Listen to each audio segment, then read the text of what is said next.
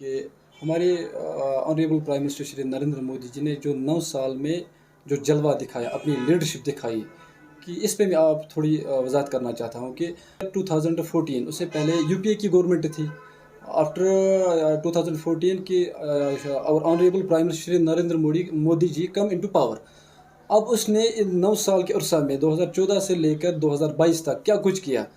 2014 سے پہلے ہمارے دیش کے اندر اونلی 723 یونیورسٹیز تھی، جبکہ ان کا آنکڑا بڑھا کر 723 یونیورسٹیز کو بڑھا کر ہم نے 1113 کر دیا universities. This a big achievement of our Modi government.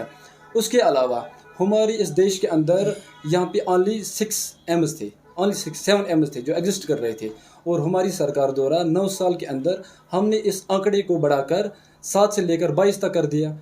I think that it is a big opportunity, it is a big achievement of our government. اس کے علاوہ ان 9 سال کے عرصہ میں ہم نے 5998 کالجز کا نیا افتتاح کیا. یہ بھی ہماری سرکار دوارا ہوا، کہ اس کو لے کے ہم بہت خوش ہیں. ہم اپنے نریندر مودی جی جو ہمارے آنریبل پرائم منسٹر ہیں، کہ ہم اس کا بہت ہی شکر گزار ہیں کہ یونیورسٹی کا آنکڑا بڑھا دیا، آئی آئی ٹیز کا آنکڑا بڑھا دیا. آئی آئی ٹیز اس سے پہلے 2014 سے پہلے جو یو پی اے سرکار تھے، انہوں نے آئی آئی ٹیز صرف یہاں ہمارے ملک کے اندر صرف 16 آئی آئی ٹیز تھے، جبکہ 2014 کے بعد جو 9 سال کا عرصہ ہماری سرکار دوارا ہماری لیڈرشپ نریندر مودی کے دوارا ہوا، وہ تو ہم نے 16 سے لے کر 22 تک اس کا آنکڑا کر دیا. ایبروگیشن آف آرٹیکل 370 کی بات کر رہے ہیں، کہ ایکچوئل میں آرٹیکل 370 تھا کیا؟ یہ تو جو ہماری ریجنل پولیٹیشنز تھے، ریجنل سرکاریں ہوا کرتی تھی یہاں پہ. نیشنل کانفرنس نے پچھلے 70 سال سے حکومت کی یہاں پہ، پی ڈی پی نے 70 سال سے انہوں نے حکومت کی یہاں پہ.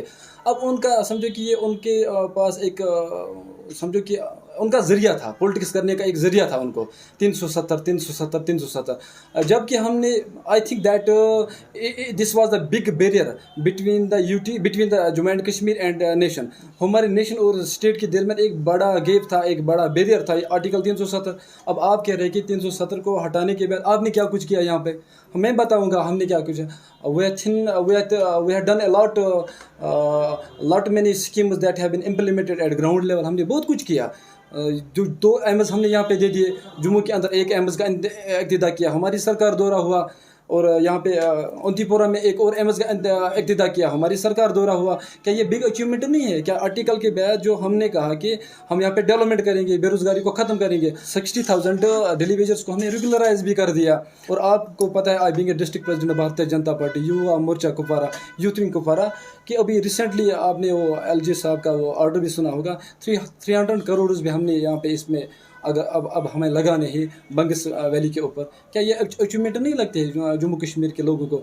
اب آرٹیکل سے پہلے یہاں پہ انوسنٹ کلنگ ہوئی تھی، 1.5 لاکھ لوگوں کو موت کے گھاٹ اتار دیے گئے. Who was responsible for that? National Conference اس کی ذمہ دار ہے، پی ڈی پی اس کی ذمہ دار ہے. آج آپ مجھے ایک سنگل کیس دکھائے، آپ سنائے 2014 سے لے کر یہاں تک کیا انوسنٹ کلنگ ہوئی یا کسی کی جان چلی گئی؟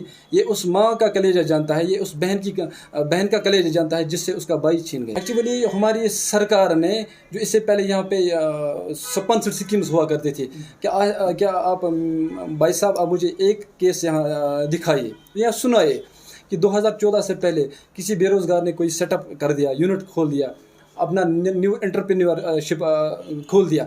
اس سے پہلے اگر 1 لاکھ روپے ہم لون لیتے تھے بینک سے، اس کے لیے گارنٹر ہوا کرتا تھا.